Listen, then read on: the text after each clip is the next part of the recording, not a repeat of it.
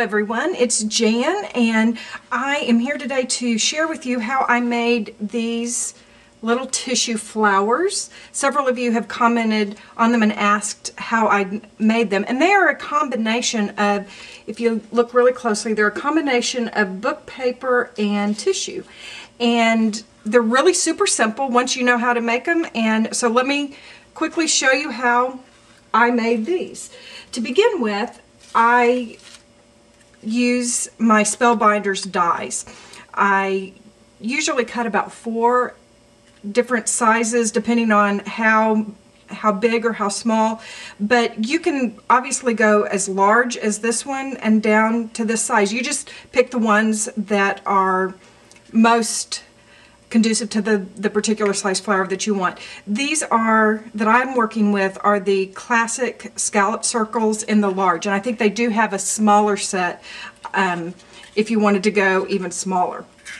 The other thing that I do, and I'll show you this, mine are made out of a combination of tissue paper and book pages, and when I am in the process of cutting and preparing for a flower, I go ahead and cut a lot because the Spellbinder will go through lots of layers, and you can see here I put 4 sizes down and just fold my paper and cut them all out at once.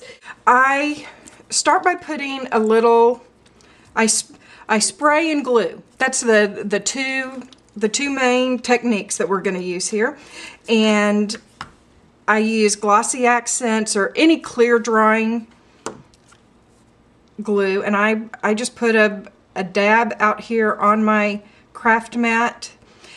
I love that I can just build them on my craft mat and then they can stay there and dry.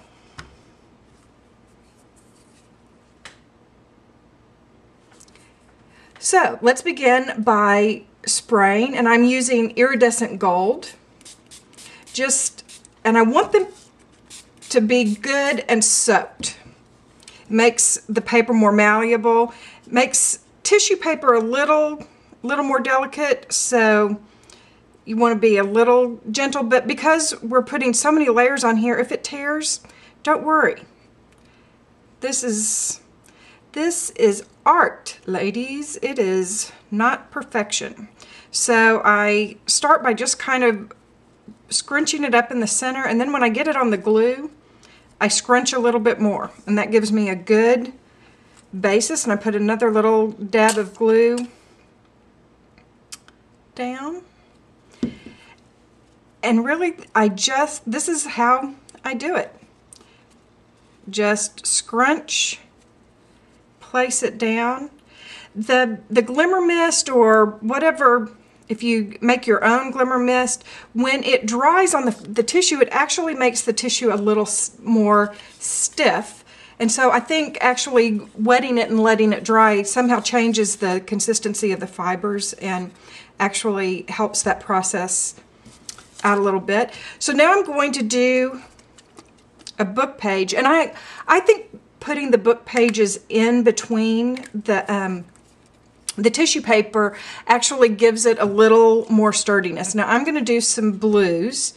I'm using Frost, and I use a couple of colors when I'm doing this because I think it gives depth to the flower.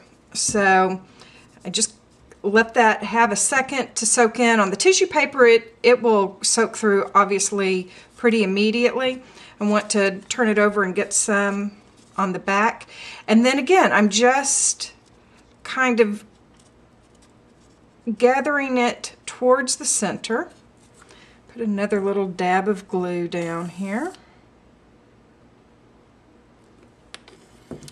And I keep a paintbrush ready when I'm working on this because as it begins to build, it's easier to use the paintbrush to mush down the center. Is that a technical art term? Mush.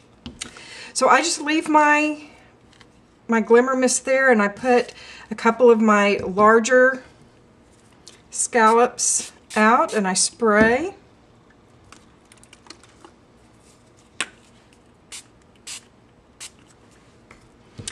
and may have a couple sizes ready here. You can see it's kind of delicate, so I'm just going to, and see, that one just kind of wants to scunch over there. I'm not going to worry about it. I'm not going to fight with it. I'm going to let it kind of decide where it wants to go. And in the end, when it's all dried and pretty, it will be beautiful.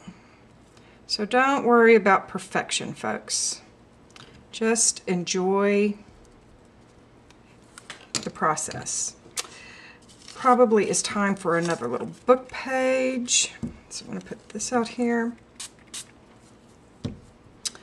And you can keep building it up just as much as you like.